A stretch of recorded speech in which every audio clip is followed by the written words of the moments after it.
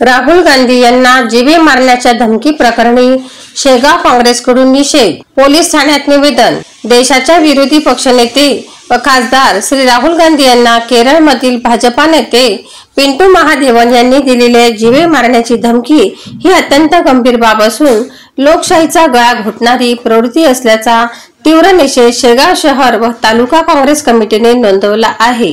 या संदर्भात काल दिनांक 1 ऑक्टोबर रोजी शेगाव शहर पोलीस ठाण्यात अधिकृत निवेदन सादर करण्यात आले. या निवेदनातून काँग्रेस पदाधिकाऱ्यांनी धमकी देणाऱ्या संबंधित नेत्यावर तात्काळ गुन्हा दाखल करून कठोर शासन करावे, अन्यथा लोकशाही प्रेमी नागरिकांमध्ये तीव्र संताप उसळेल असा इशारा दिला आहे. निवेदन सादरीकरणावेळी शेगाव तालुका काँग्रेस कमिटीचे अध्यक्ष श्री ज्ञानेश्वर शेजोळे, शेगाव शहर काँग्रेस कमिटीचे अध्यक्ष श्री कैलास देशमुख तसेच तालुका व शहरातील सर्व पदाधिकारी मोठ्या संख्येने उपस्थित होते. युवा क्रांती न्यूज साठी टी ललित, शेगाव.